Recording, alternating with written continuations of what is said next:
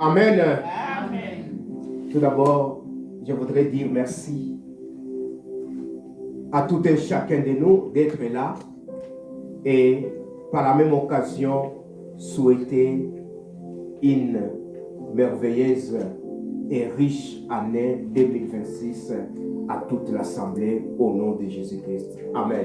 Amen. Merci bien-aimés de m'avoir supporté dans la prière. Je fais 2 mois en dehors d'ici et merci de votre soutien dans la prière. On en parlera même plus tard de cette grâce que nous bénéficions de la part de l'Éternel Dieu des armées. Notre Dieu est grand, notre Dieu est tout-puissant. L'année 2026 a pour thème « Je n'ai point honte de l'Évangile ». Romains chapitre 1 verset 16. Je n'ai point honte de l'Évangile, c'est une puissance de Dieu pour le salut de quiconque croit, des Juifs, des Grecs, de tout un chacun de nous si présents. Voilà pourquoi Paul déclare qu'il n'a pas honte de l'Évangile. Quand nous parlons de l'Évangile, nous parlons de Jésus-Christ. Quand nous parlons de l'Évangile, nous parlons de la bonne nouvelle. Nous parlons du temps de la grâce. Nous étions perdus, séparés de Dieu spirituellement, abandonnés. Mais Dieu, dans son amour, nous donne Jésus-Christ. Il vient accomplir ce dont nous étions incapables, toi et moi. Nous ne pouvions pas obéir à Dieu, marcher à 100% avec Dieu, nous réconcilier avec Dieu parce que nous avions péché. Nous étions séparés. Malgré nos efforts, nous ne pouvions pas nous réconcilier avec Dieu. Nous ne pouvions pas bénéficier de la grâce de Dieu. Nous ne pouvions pas devenir des enfants de Dieu. Mais il y a quelqu'un qui est venu, qui a abandonné le tout, qui s'est incarné. Quand on parle de l'incarnation, c'est la divinité, Jésus-Christ, qui s'est fait homme.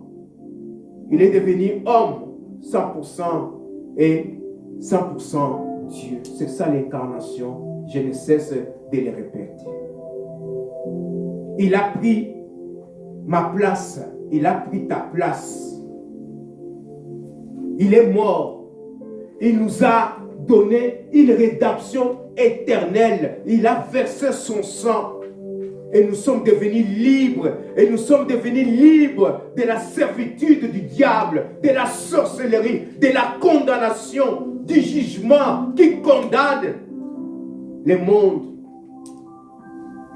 Il nous a libérés. Et il nous a réconciliés avec l'Éternel Dieu des armées. Nous sommes devenus enfants de Dieu. Nous ne sommes pas enfants de Dieu. Mais nous devenons enfants de Dieu.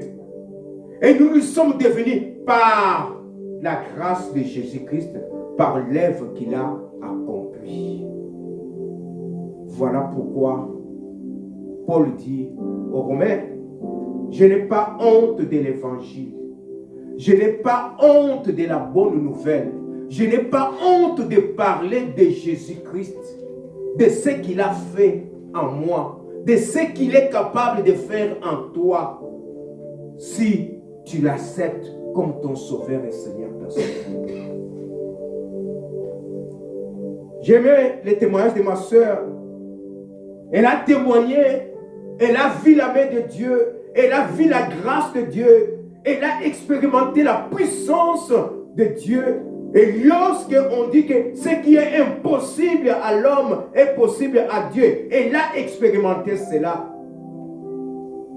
Nous avons cette grâce. chacun de nous. Lorsque tout devient impossible dans ta vie, lève tes yeux. Il y a quelqu'un qui est capable de décanter ta situation. C'est Jésus-Christ. Amen. Voilà pourquoi cette année, nous devons proclamer l'évangile. Nous devons proclamer la bonne nouvelle. Nous devons parler de Jésus-Christ. Elle a dit, je n'ai pas prié.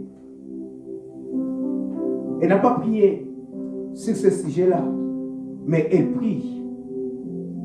Chaque fois que tu te mets à prier, c'est enregistré dans les comptes célestes. Voilà pourquoi nous nous encourageons à passer du temps dans l'intercession. Ce n'est pas du temps perdu. Dieu comptabilise. Il y a des veillées de prière, il y a des moments de prière. Ma soeur prie, mon frère prie. Quand tu te sens faible, demande à un frère, à une soeur, réunissez-vous, passez du temps dans la prière. Vous investissez dans les comptes célestes. À un moment donné, même quand on est malade, on n'a pas le temps de prier. Mais Dieu sait que cette personne-là prie. On regarde dans ton compte, on puise, on te donne ce dont tu as besoin. Parce que ton compte spirituel est rempli. Je nous encourage à passer du temps dans la prière. C'est une bénédiction. Cet après-midi, je voudrais parler sur les doutes empêchent d'avoir confiance à la bonne nouvelle. Les doutes empêchent d'avoir confiance à la bonne nouvelle. Nous allons lire dans Matthieu chapitre 11, verset 1 jusqu'au verset 6. Et je nous invite à nous tenir debout pour honorer cette présence du roi des rois, le Seigneur des seigneurs Jésus-Christ qui est au milieu de nous. Et je lis pour la gloire du Seigneur. Lorsque Jésus eut achevé de donner ses instructions à ses 12 disciples, il partit de là pour enseigner et prêcher dans les villes du pays. Jean, ayant entendu parler dans sa prison des œuvres du Christ, lui fit dire par ses disciples, « Es-tu celui qui doit venir, ou devons-nous en attendre un autre ?» Jésus leur répondit, « Allez, rapportez à Jean ce que vous entendez et ce que vous voyez. Les aveugles voient, les boiteux marchent, les lépreux sont purifiés, les sourds entendent, les morts ressuscitent et la bonne nouvelle est annoncée aux pauvres. Heureux celui qui ne sera pas une occasion de chute. » Dans Parole vivante, on dit « Heureux celui qui ne va pas manquer confiance en moi. » Amen. Amen. Nous pouvons nous mettre. Mes frères et sœurs, nous avons parlé que je n'ai point honte de l'évangile. Si je n'ai pas confiance en celui-là que je confesse, je ne pourrai pas avoir la force de parler de ses œuvres. Toute l'année 2026, nous devons voir la personne de Jésus-Christ et l'œuvre que Jésus-Christ a accomplie pour chacun de nous. Pourquoi Jésus-Christ est venu dans ce monde?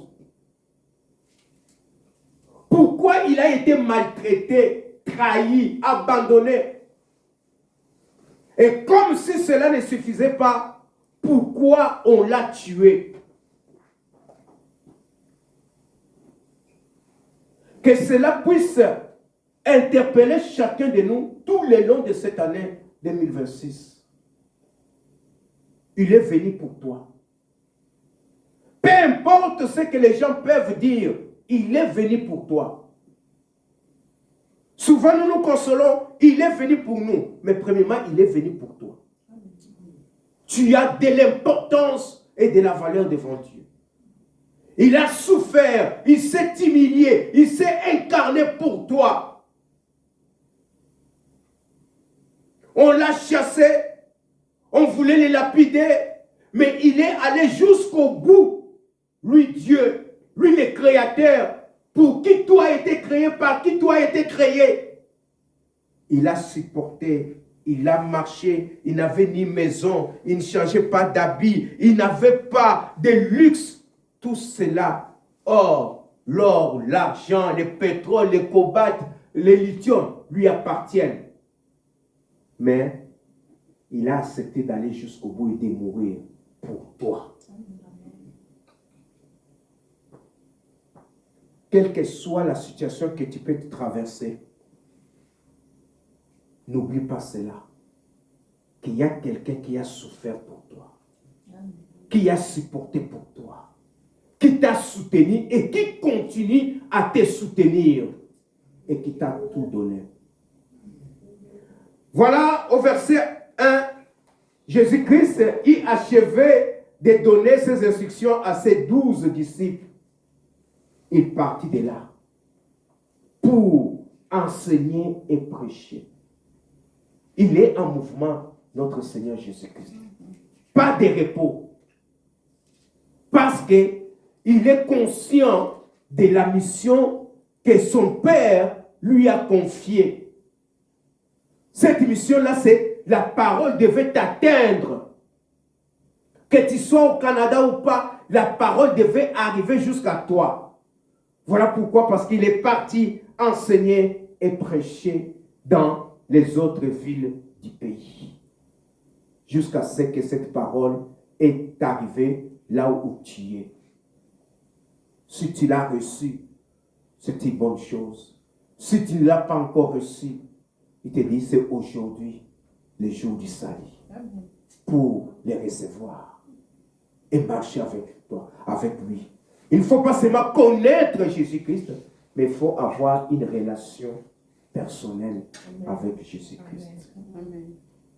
Au verset 2, Jean ayant entendu parler dans sa prison des œuvres de Christ, lui fit dire par ses disciples. Quand nous parlons de Jean-Baptiste, ce n'est pas n'importe qui. C'est un être humain. Mais il était envoyé comme précurseur pour annoncer l'arrivée de Jésus-Christ. Pour te dire, pour me dire, pour nous dire que le royaume des cieux est proche. Il est au milieu de nous. Jean-Baptiste, c'est cet homme, dès sa naissance, non, dès le sein maternel, il était rempli du Saint-Esprit. Nous ne sommes, nous sommes des pécheurs. Nous ne sommes pas remplis du Saint-Esprit. Quand nous recevons Jésus-Christ dans notre vie comme notre Sauveur et Seigneur personnel, le Saint-Esprit vient habiter en nous.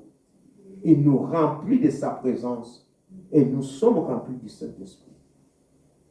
Mais Jean-Baptiste, lui, il était rempli du Saint-Esprit dès les seins maternels, dans les seins de sa mère Élisabeth. Il était rempli du Saint-Esprit parce qu'il avait une mission spéciale à accomplir. Et de cette plénitude du Saint-Esprit, quand il a vu Jésus venir au Jourdain, il a su que c'est celui-là pour qui il a été rempli du Saint-Esprit et pour qui il était envoyé. Il ne voulait pas baptiser Jésus-Christ. Jésus-Christ lui a dit, laisse faire pour le moment. Jean-Baptiste a déclaré, moi je vous baptise d'eau, mais celui qui vient après moi vous baptisera du Saint-Esprit et du feu. Je voudrais insister. Non, c'est le pasteur qui nous baptise du Saint-Esprit. Il n'y a aucun pasteur il n'y a aucun apôtre, il n'y a aucun prophète qui baptise du Saint-Esprit. C'est Jésus-Christ. Et lui seul. Lorsque tu reçois Jésus-Christ, c'est lui qui te baptise du Saint-Esprit. Nous n'apportons pas un cinquième évangile. C'est l'évangile, c'est la parole de Dieu qui le déclare. Jean dit, celui-là vous baptisera du Saint-Esprit et du feu.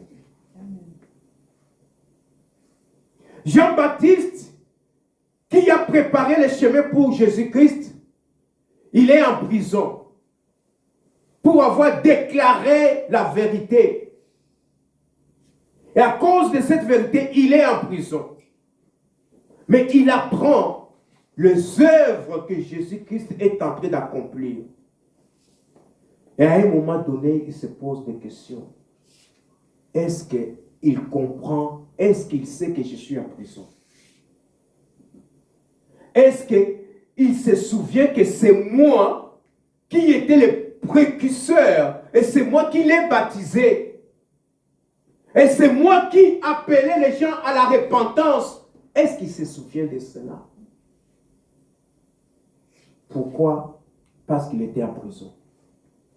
Pourquoi? Parce qu'il entendait ce qui se passait de gauche à droite, les œuvres merveilleuses que Jésus-Christ est en train d'accomplir.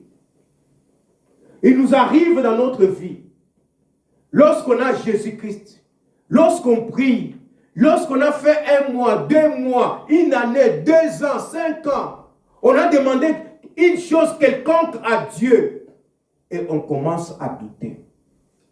Est-ce que Dieu comprend? Est-ce que Dieu voit? Est-ce que Dieu est-il capable de décanter ma situation? Cette maladie, cet état de célibat, de chômage, de souffrance, l'immigration, telle ou telle autre situation, les enfants, les pays. Est-ce que Dieu voit cela? Ce n'est pas un débutant, mais c'est quelqu'un qui a expérimenté, qui sait pourquoi il est là, pourquoi Jésus-Christ est là. Mais il commence à douter de l'amour de Dieu. Il commence à douter de la capacité de Dieu dans sa vie. Mon frère, ma soeur, ce n'est pas n'importe qui doute. C'est quelqu'un qui est né rempli du Saint-Esprit. Il commence à douter.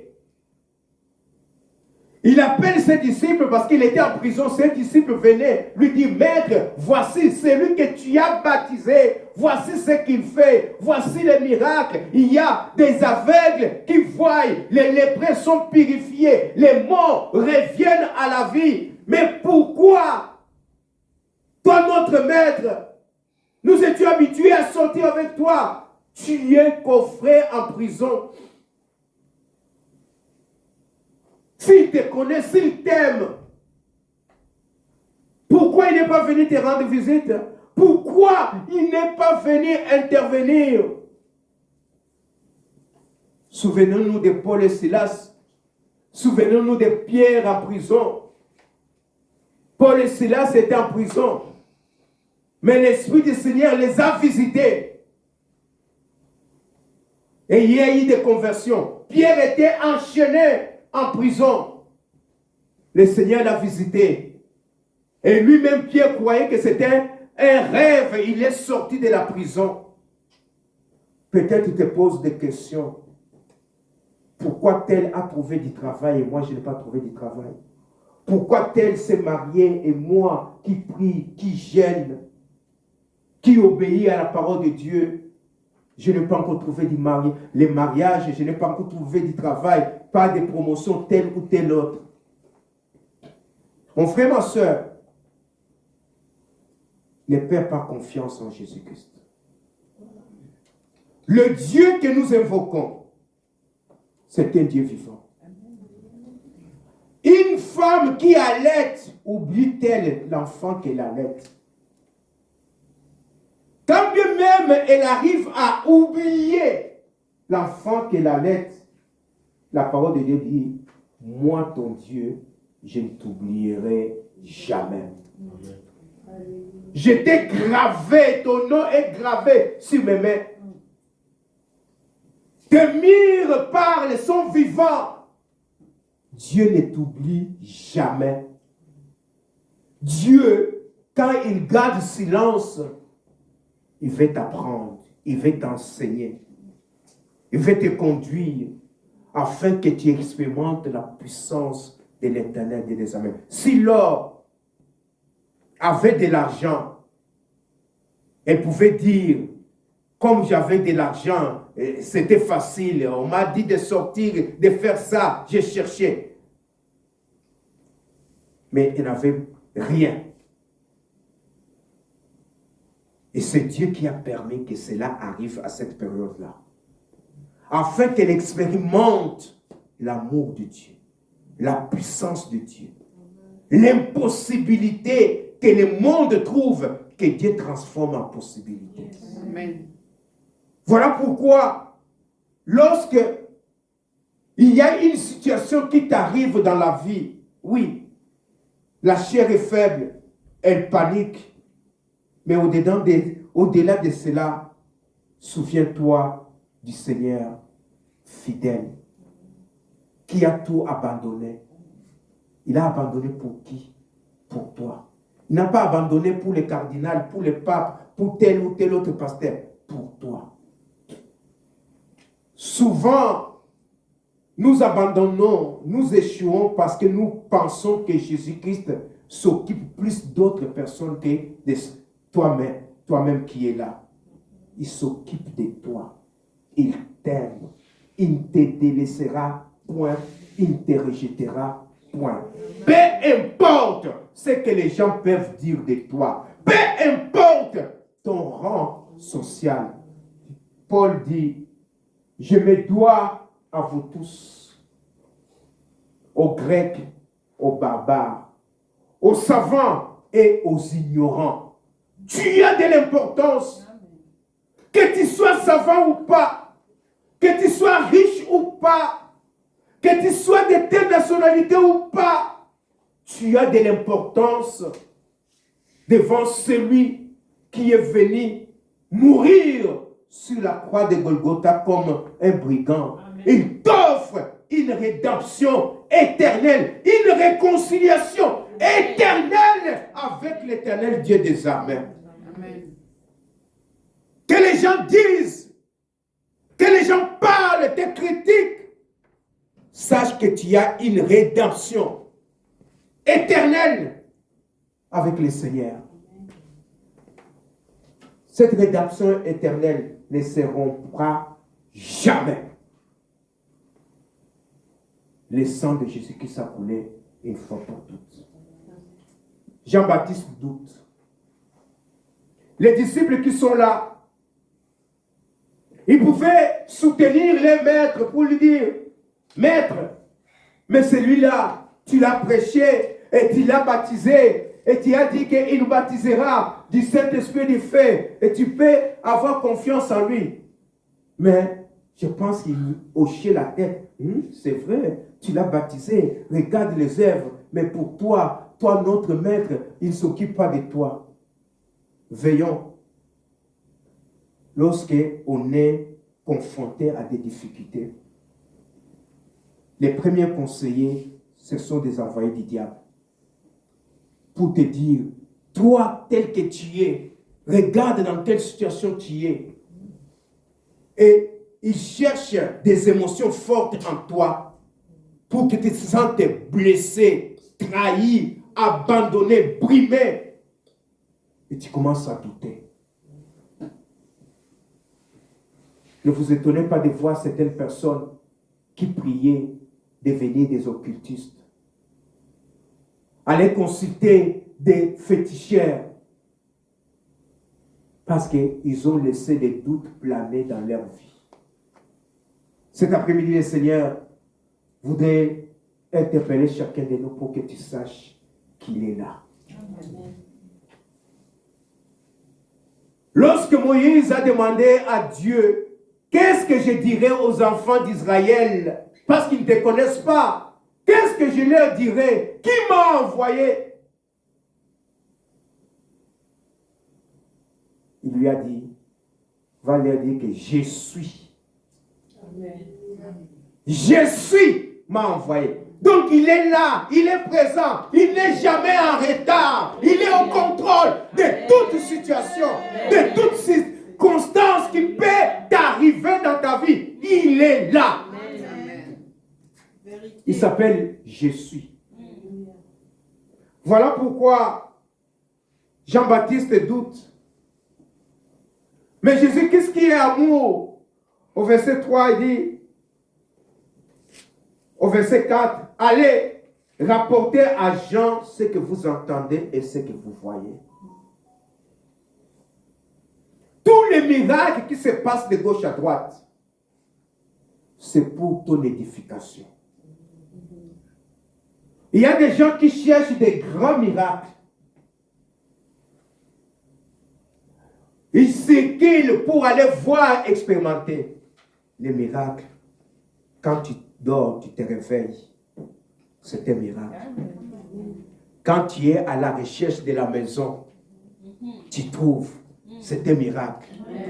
Quand tu parviens à manger, quand nous regardons ce que nous mangeons dans ces pays, plein de pesticides, mets seulement les épinards dans l'eau. Dans quelques minutes, tu vois combien l'eau devient verte. Mais tu pars, tu vis, tu es là, tu es en bonne santé. C'est lui. Amen.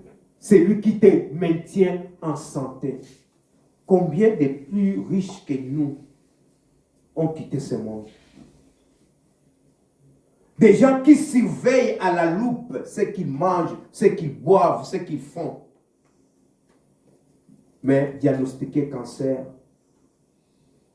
ils ne peuvent plus se lever, ils partent. Et toi, dans les conditions où tu te trouves, tu dors bien, tu te réveilles bien, à l'aise, tu n'as pas ces maladies-là. Loue le Seigneur. Amen. Ce n'est pas toi qui le fais, c'est lui qui t'a appelé, qui t'aime.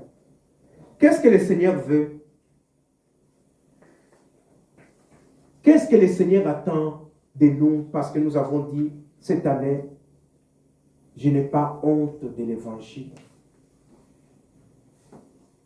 Nous n'allons pas seulement attendre, organiser une journée spéciale, allons évangéliser. Je n'ai pas honte de l'évangile, c'est au quotidien. Tu rencontres un ami, tu rencontres ton patron, tu rencontres celui qui t'a fait du mal, tu rencontres n'importe qui. Tu fais de telle sorte qu'ils comprennent que tu es différent de lui parce que tu as Jésus-Christ en toi. Tu lui transmets ce Jésus-Christ-là. Tu peux lui transmettre Jésus-Christ par la parole. Tu peux lui transmettre Jésus-Christ par ton comportement, par tes gestes, par ce que tu fais. Et la personne elle-même sent que tu es différent de lui. Il sent que tu as quelque chose de spécial, de particulier, dont il a besoin, qui fait défaut dans sa vie. Je n'ai pas honte de l'évangile. Il y a des moments où tu dois te fâcher, agir autrement. Mais quand tu sais que j'ai Jésus-Christ en moi, je suis le sel et la lumière du monde, sans pareille circonstance où je me sens vraiment touché dans mes émotions. On m'a trahi, on a abusé de moi. Mais que dois-je faire? Est-ce que je dois laisser ma chair agir ou laisser Jésus-Christ se manifester? Et tu optes pour Jésus-Christ. Tu donnes la gloire à Dieu. Tu es en train de témoigner de la bonne nouvelle. Tu es en train de répandre de la bonne nouvelle. Dieu sait que tu as fait ça pour lui. Il prend ça en compte. Et un jour, il te bénira. Un jour, il te dira, ma fille, mon fils, tu as témoigné de moi. C'est au quotidien de cette année 2026 que chacun de nous puisse se souvenir, au lieu de regarder ses propres intérêts. Jean-Baptiste, qui était rempli du Saint-Esprit, dès le sein maternel. Mais lorsqu'il entend les témoignages de gauche à droite, au lieu de glorifier le Seigneur, il cherche ses propres intérêts. Moi qui suis en prison, moi qui ai baptisé Jésus-Christ, moi qui baptisais les gens, merci, qui baptisait les gens pour la repentance, pourquoi il ne s'occupe pas de moi? Dieu est fidèle. Dieu te connaît.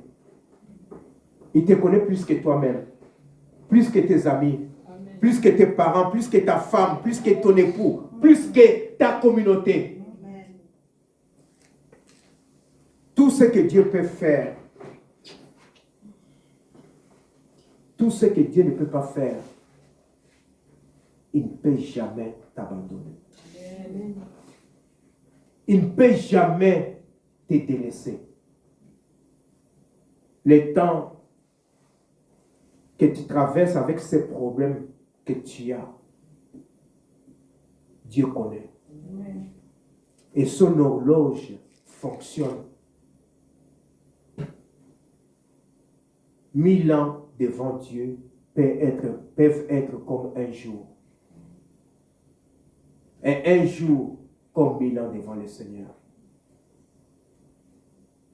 Si tu as confiance en l'Éternel, tu vas témoigner de Jésus-Christ. Tu auras confiance à la bonne nouvelle. Tu auras confiance à l'Évangile. Qui dit Évangile dit Jésus-Christ. Amen. Qui dit bonne nouvelle dit Jésus-Christ, l'œuvre que Jésus-Christ a accomplie. Et pourquoi il a accompli cette œuvre? Pour toi et moi. Il pouvait rester au ciel. Mais il est venu accomplir l'œuvre de la rédemption, le temps de la grâce. Nous ne fournissons pas d'efforts, mais nous bénéficions de la grâce que Jésus-Christ a accomplie pour chacun de nous. Et toi, Jean-Baptiste s'est plaint. Il était en prison. Mais toi qui es libre, vas-tu avoir honte de l'évangile? Toi qui entends, qui vois, qui expérimente la puissance de Dieu, qui est libre, vas-tu expérimenter la gloire et la puissance de Dieu? Dieu te prépare parfois dans certaines circonstances afin que tu sois aguerri, afin que tu puisses préparer, tu puisses accomplir les bonnes œuvres que Dieu a préparées pour toi avant la fondation du monde. Amen. Chacun de nous, il y a des bonnes œuvres que Dieu a placées devant lui, que nous devons accomplir parce qu'il t'aime. Et lorsque le jugement viendra, ça ne sera pas pour te condamner, mais pour recevoir des récompenses. Le temps nous fait défaut. Qu'est-ce que Dieu attend de toi cette année? Que tu aies confiance en lui. Amen. Que tu aies confiance en lui. Il y aura des moments difficiles. La vie chrétienne n'est pas une vie où tu marches tout le temps sur des roses. Il y aura aussi des épines. Et quand les épines arriveront, souviens-toi de cette parole. Aie confiance en l'Éternel Dieu des armées. Il ne t'abandonnera jamais. Même si tu as souffert dans ta famille, on t'a fait voir de toutes les couleurs. Dieu ne te fera pas voir de toutes les couleurs parce qu'il t'aime. Il a un projet de bonheur et de paix pour toi. Amen. Et ce projet-là doit s'accomplir. Parfois, il doit passer par des moments difficiles, mais ces projets-là doivent s'accomplir. Qu'est-ce que Dieu attend de toi? Que tu n'aies pas honte de lui.